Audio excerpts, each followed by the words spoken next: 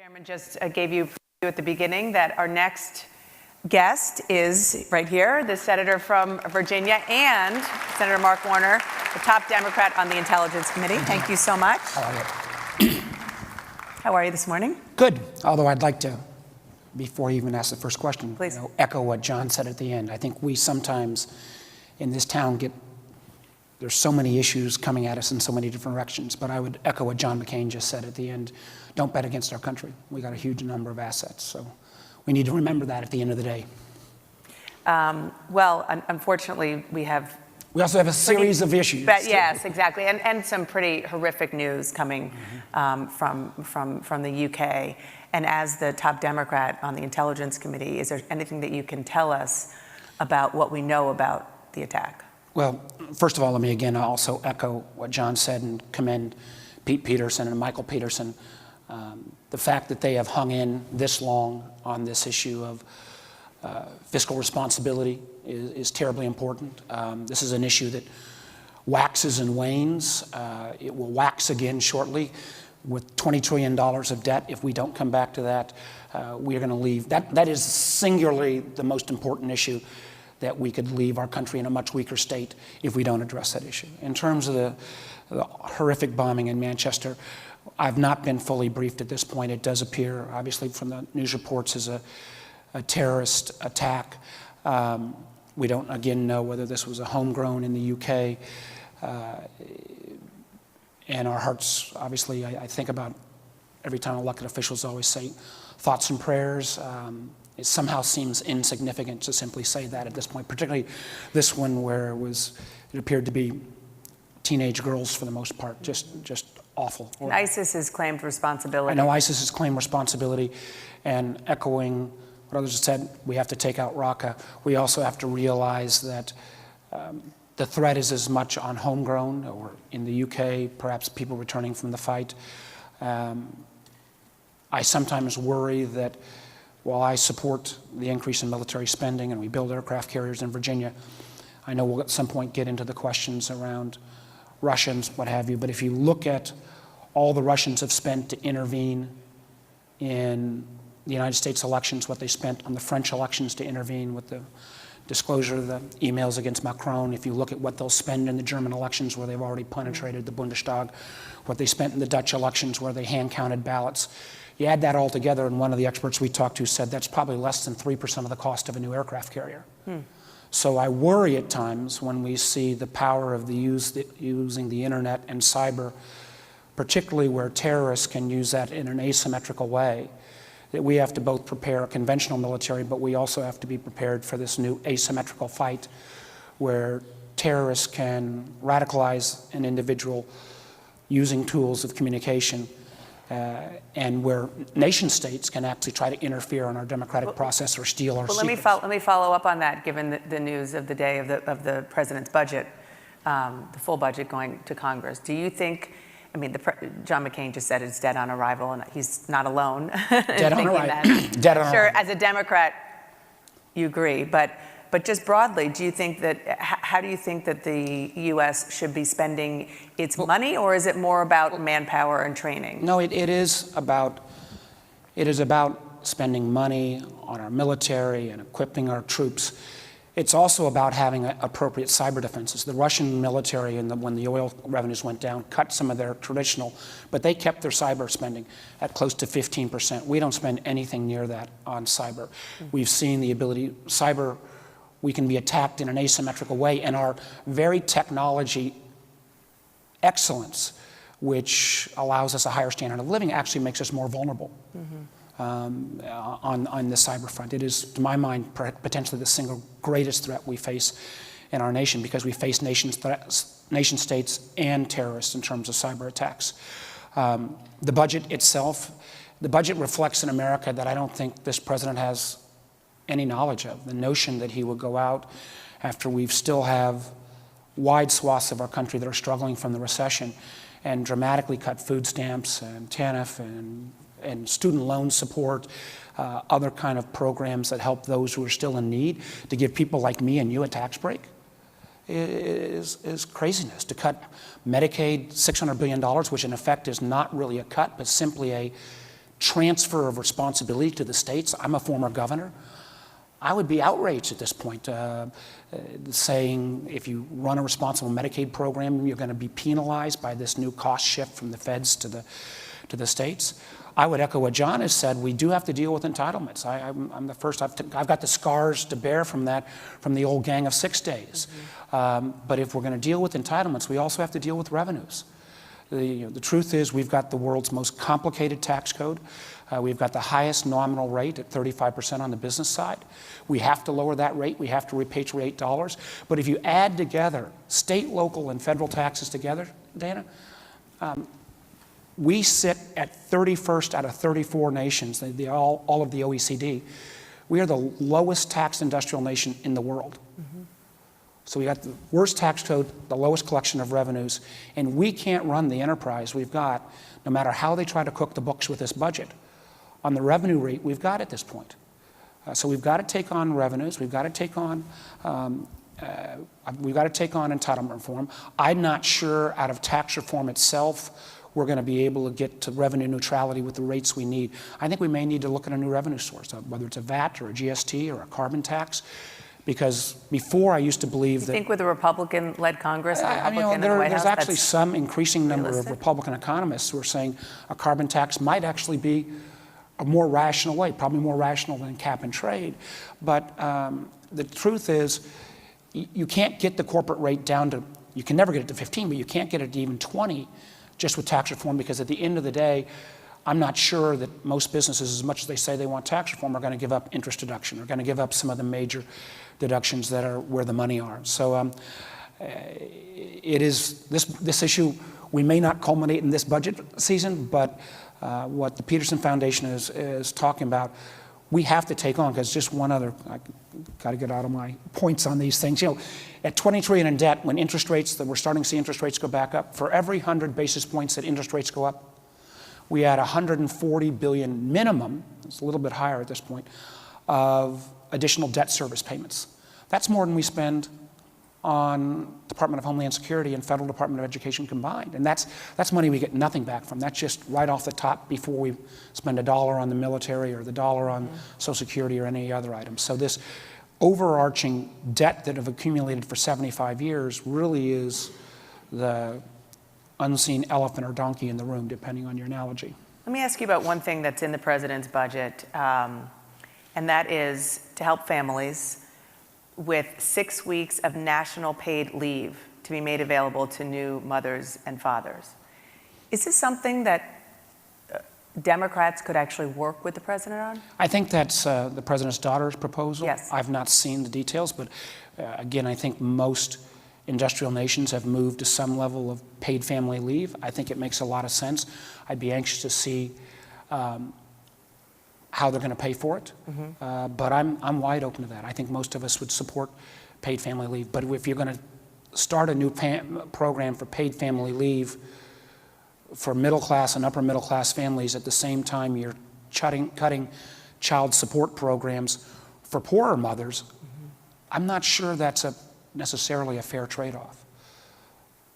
But I mean, part of the issue in today's politics, and Senator McCain mentioned this, is that everybody is guilty of saying no just because it's a proposal from the other party. And Democrats have been very intransigent. It's their base wants them to do it, and frankly, a lot of them, you saw it worked against President Obama. I have seen it's a little hypocrisy when Mitch McConnell from day one said he wasn't going to work with Barack Obama. I've actually voted for, much to the chagrin of many of my base, voted for most of President Trump's appointees, because as a former governor, I do believe elections matter, and a chief executive ought to get his or her team. There's some that have been too far out that I've not supported.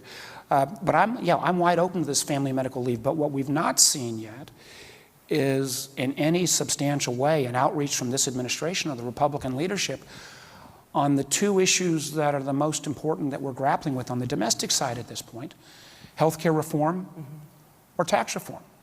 So on healthcare, we've seen in the House this jamming with only Republicans. We now see a disastrous bill that Senate Republicans are running for that would take 24 million people off of health care, that would give folks like me a tax cut, and folks like you a tax cut. I don't think I'm in your category, maybe but not, thank you. but you're still up, you're up high enough that I think you qualify. I work as for well. basic cable, but thank you. And that we all know is a challenge. But it really it's a bad bill, and I'm not sure they're going to get through. As long as they try to jam these through reconciliation, you would think they would learn one lesson that we didn't learn when the Democrats were in power. When you try to do major policy with only one party, you don't end up with good policy. I just have to challenge you on that, because first of all, you're totally right. The only successful legislation that really affects people's lives has been bipartisan in history, no question. But do you think, in all honesty, that the Democrats would work with this White House on anything that has to do with repealing Obamacare? I think they would be working with fixing Obamacare. Right. We're past this we've got this repair group and repeal group. If the House health care plan fails in the Senate, which I hope it will, I think there are a large number of Republicans and a large number of Democrats who say, hey, we got to fix, maybe we got to find a new terminology between repeal and repair, and maybe we can call it preserve. I mean, we can dream that up here this morning. But there are a wide group of Democrats that would work, because we realize I've got, for the last 5 years, I've laid out a whole series of areas where I think Obamacare needed to be fixed. Selling insurance across state lines, a cheaper plan, a copper option plan, trying to get rid of some of the bureaucracy. There's a whole series, get rid of the 30-hour cliff. There's a whole series of proposals that I think a large number of Democrats would work with the administration, but they've got to recognize they can't do it with just their team. All right, let's turn to what you've been spending a large part of your day job on, and that is the Russia investigation. First, the news. Washington Post broke the story. CNN confirmed that President Trump asked DNI Director Dan Coats and NSA Director Mike Rogers to deny in public any evidence of collusion between his campaign and the Russian government. If that's true, it's outrageous. Is it true? I don't know if it's true yet. I just saw it break last night. I think both Admiral Rogers and Dan Coats are going to testify today. I'm sure they'll be asked those questions. I'm going to want to ask them directly those questions. I have a lot of faith in both Admiral Rogers and Dan Coats. I'm glad to see that at least reported reports, if it is true, that they refused. But we see a pattern here. We see a pattern of this administration that anybody gets close to this Russia investigation loses their job or ends up in a difficult position. We go back to Sally Yates, who tried to warn the administration about General Flynn. She gets fired. General Flynn gets fired because of unreported contacts with Russians. Jeff Sessions has to recuse himself because of unreported contacts with Russians. In the most, I said 10 days ago, and it's amazing to believe it was only 10 days ago when he fired Director Comey, that this administration could no longer surprise me. It surprised me when it did that. The amazing thing to firing Comey when he was leading the investigation and then disparaging Comey in front of the Russians. That's outrageous. And I don't care where you stand on the political aisle. This is just not the way an American president should act. Let's go. And if this is true, and again, I feel very strongly that I and Richard Burr, we've committed to taking this investigation all the way to the end, and we're going to reserve judgment until we have absolutely all the facts. But this is not, if it is true, we're going to want to get all the facts, and you keep building this evidence. And this is an administration that says there's no there there. They sure as heck aren't acting like there's no there there. And they say this is not important. They may be the only people in America, the White House itself, that doesn't acknowledge the fact that the Russians massively intervened in our elections, and that this is as important as anything that our Justice Department and FBI and, from my mind, Congress is doing. If the president did ask the DNI and the NSA director to deny anything in public, would that be obstruction of justice? Listen, I went to law school, Dana, but I never practiced a day of law. I'm not going to weigh in. You're only making them. I'll let smarter lawyers make those decisions, but it goes beyond troubling. The Washington Post also reported that senior White House officials talked to top intelligence officials about intervening with the investigation and asking the FBI to stop its investigation into Flynn. Have you been briefed on this? We have not been briefed on that. We are still pursuing vigorously, and we'll have more to announce later today, our next steps.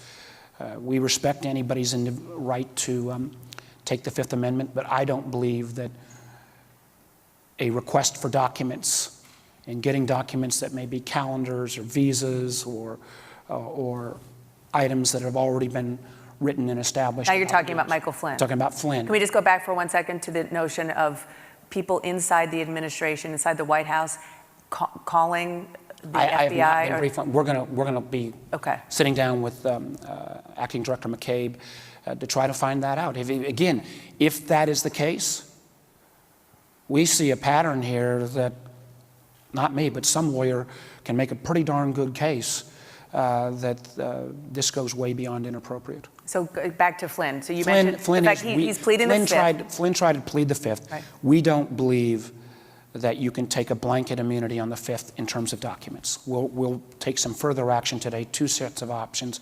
And as Chairman Burr mentioned yesterday, we're not taking contempt of Congress off the table either. Do you personally believe he should be held in contempt? I believe that he should be producing documents that have been already produced. I do think if you have to create a new document, that would be forced to testify. But if it's an already established document, I think he needs to turn those over to Congress. And then I'm hoping he'll be able to testify at some point. And if he wants to stand and take the Fifth, he'll have that right. But we want to have the documents. So if he doesn't, never mind testifying, because that seems to be his right. I know where you're headed. I'm not going to fully answer. If he doesn't produce the documents, will he be held in contempt? We're going to take, as Chairman Burr said yesterday, we leave all the options on the table. We have a host of other people that we have document requests out to. We have to set the standard right now that this investigation, which has a different goal than the Director Mueller's investigation. Director Mueller's investigation is a criminal investigation. It has actually a higher standard.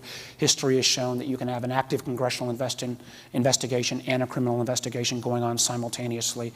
There may be a series of cases where there were facts about people having contacts with Russians prior to the campaign and sharing of information that may fall short of legal collusion, but still be factual, that we would need to report to the American people in terms of our counterintelligence investigation. Have you found collusion so far? I'm not going to weigh in on what we've found or not found so far, but I do know that there's much more to come, and I've said this repeatedly. I said it at the beginning of the investigation. I say it, I don't know if I can say it 2x, 5x, or 10x now. This is the most important thing I've ever taken on in my public life. Wow.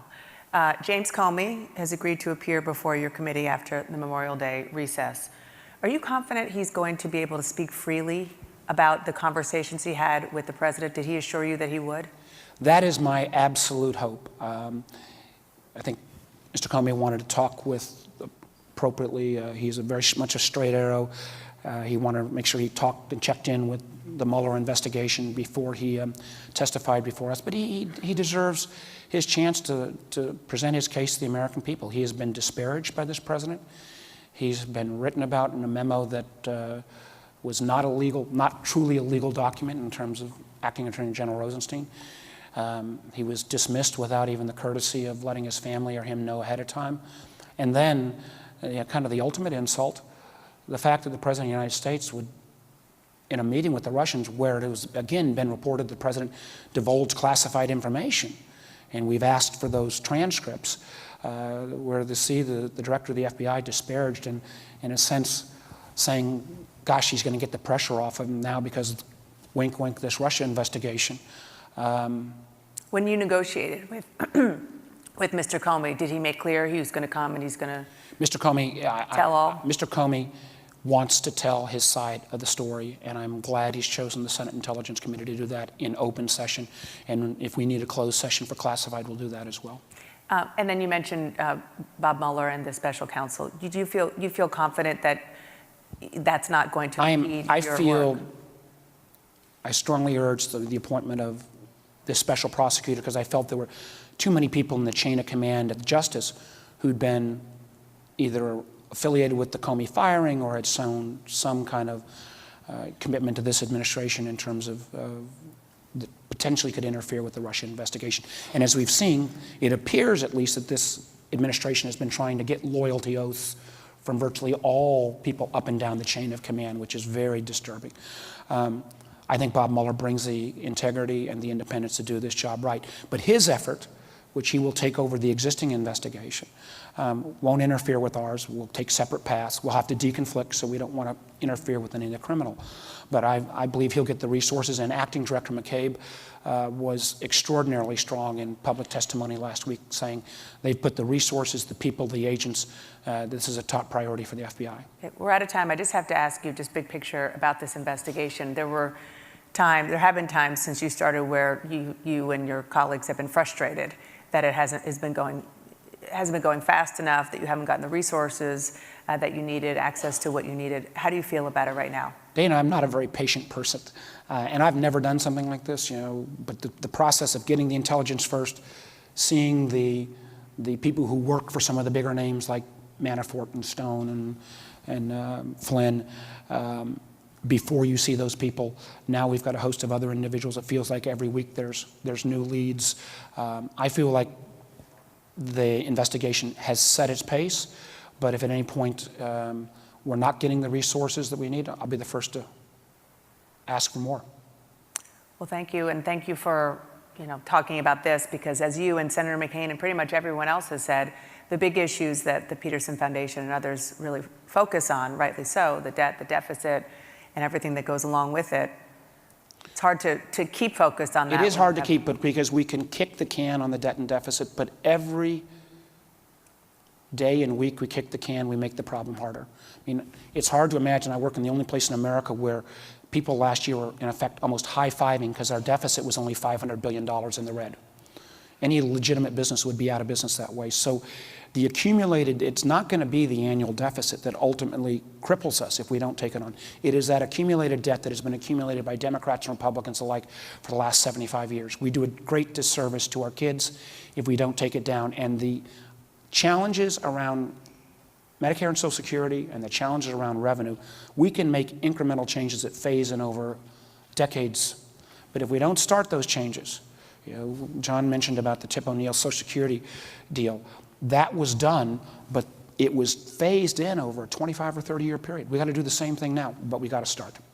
Senator Mark Warner, thank you so much. Appreciate it. Thank you very much. Thank you. Thank you all.